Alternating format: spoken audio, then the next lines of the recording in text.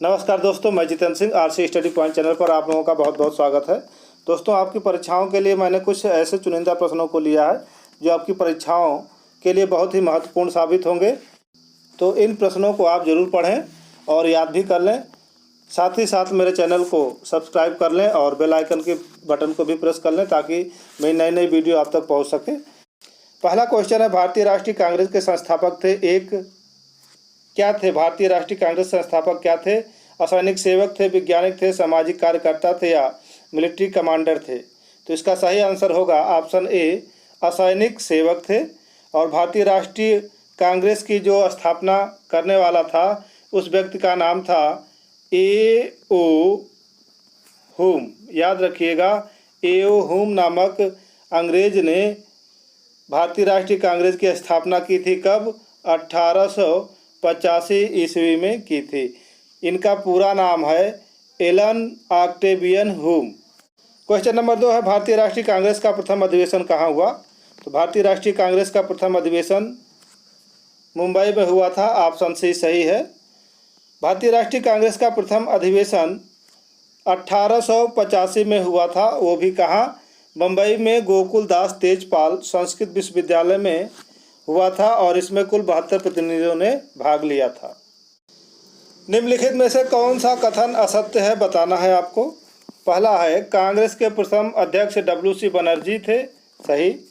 B है, कांग्रेस के प्रथम महासचिव ए.ओ. ह्यूम थे। ये भी सही है। कांग्रेस का प्रथम अधिवेशन 1884 में हुआ। गलत है।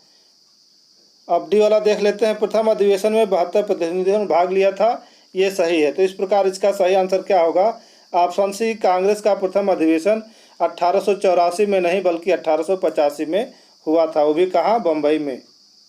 क्वेश्चन नंबर 4 है, भारतीय राष्ट्रीय कांग्रेस की स्थापना के समय भारत का वायसराय कौन था? बहुत ही पॉपुलर क्वेश्चन है ये। तो इसका सही आंसर होगा option D, Lord Dufferin. Lord Dufferin जब भारत का वायसराय था उस समय भारतीय राष्ट्रीय कांग्रेस की स्थापना की गई थी।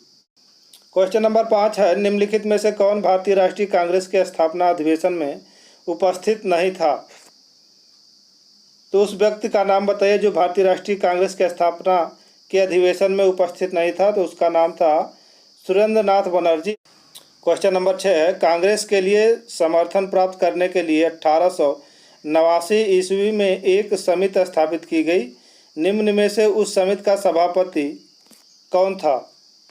तो उस समिति का सभापति जो था वह था मिस्टर डिग्बी। ऑप्शन बी सही होगा। क्वेश्चन नंबर 7, किसने कांग्रेस को सूक्ष्मदर्शी अल्पसंख्यक जनता का प्रतिनिधि बताते हुए उसका मजाक उड़ाया था? तो वह थे लॉर्ड डफरिन। ऑप्शन बी सही होगा। लॉर्ड डफरिन ने कांग्रेस को सूक्ष्मदर्शी अल्पसंख्यक जनता का प्रतिनिधि बताते हुए उसका मजाक उड़ाया था। क्वेश्चन नंबर 8 है, भारतीय राष्ट्रीय कांग्रेस के सर्वप्रथम मुस्लिम अध्यक्ष कौन थे? तो भारतीय राष्ट्रीय कांग्रेस के सर्वप्रथम मुस्लिम अध्यक्ष जो थे उनका नाम क्या है? जल्दी से बताइए।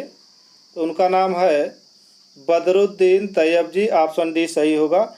बदरुद्दीन तैयब जी ने 1887 में मद्रास में हुए भारतीय राष्ट्रीय कांग्रेस की अध्यक्षता की थी।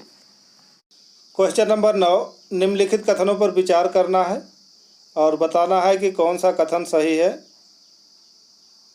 पहला है, कांग्रेस की प्रथम महिला अध्यक्ष सरोजनी नायडू थीं। तो ये गलत होगा क्योंकि कांग्रेस की प्रथम महिला अध्यक्ष सरोजनी नायडू नहीं बल्कि एनी बेसेंट थी जिन्हें 1917 के कांग्रेस अधिवेशन में चुना गया था। दूसरा है, कांग्रेस के प्रथम मुस्लिम अध्यक्ष बदरुद्दीन तैयब जी थे। तो यह सही होगा कि कांग्रेस के प्रथम मुस्लिम अध्यक्ष बदरुद्दीन तैयब जी थे। तो इस प्रकार इसका सही आंसर क्या होगा? इसका सही आंसर होगा ऑप्शन बी, केवल 2 सही है। क्वेश्चन नंबर 10, भारतीय राष्ट्रीय कांग्रेस का प्रथम निर्वाचित यूरोपीय अध्यक्ष कौन था? तो प्रथम निर्वाचित यूरोपीय अध्यक्ष जो हुआ वह थे जॉर्ज यूले। ऑप्शन बी सही होगा। जॉर्ज यूले को भारतीय राष्ट्रीय कांग्रेस के चतुर्थ अधिवेशन की अध्यक्षता के लिए चुना गया था जो 1888 ईस्वी में हुआ था। क्वेश्चन नंबर 11, निम्नलिखित में से कौन एक भारतीय राष्ट्रीय कांग्रेस से कभी संबद्ध नहीं था? तो वह व्यक्ति था सर सैयद अहमद खां। ऑप्शन डी सही होगा। क्वेश्चन नंबर 12, निम्नलिखित में से कौन भारतीय राष्ट्रीय कांग्रेस का अध्यक्ष कभी नहीं चुना जा सका? तो भारतीय राष्ट्रीय कांग्रेस का अध्यक्ष जो व्यक्ति कभी नहीं चुना जा सका उनका नाम बताइए। तो वह थे बाल गंगाधर तिलक। ऑप्शन डी सही होगा। बाल गंगाधर तिलक ने केसरी, याद रखिएगा, केसरी तथा मराठा नामक 2 पत्रिकाएं निकाली थी। पूछा जाता है कि केसरी और मराठा नामक पत्रिकाएं किससे संबंधित हैं? तो बाल गंगाधर तिलक से संबंधित हैं। क्वेश्चन नंबर 13, निम्नलिखित में से कौन भारतीय राष्ट्रीय कांग्रेस की प्रथम महिला अध्यक्ष थीं? तो जल्दी से इसका उत्तर बताइए, अभी हमने बताया है। तो इसका सही उत्तर होगा एनी बेसेंट। ऑप्शन बी सही होगा। निम्नलिखित में से भारतीय राष्ट्रीय कांग्रेस के किस अधिवेशन में बाल गंगाधर तिलक ने यह अभिव्यक्त किया था कि स्वराज मेरा जन्मसिद्ध अधिकार है, मैं उसे लेकर रहूँगा? तो जल्दी से बताइए उन्होंने यह वक्तव्य किस अधिवेशन में कहा था? तो इसका सही आंसर होगा ऑप्शन डी, लखनऊ अधिवेशन 1916 में इन्होंने इस वक्तव्य को कहा था। क्वेश्चन नंबर 15, किसने कहा था कांग्रेस आंदोलन न तो लोगों द्वारा प्रेरित था न ही यह उनके द्वारा सोचा या योजनाबद्ध किया गया था? तो ऐसा किसने कहा था? तो ऐसा कहने वाले व्यक्ति थे सर सैयद अहमद खां। ऑप्शन बी सही होगा।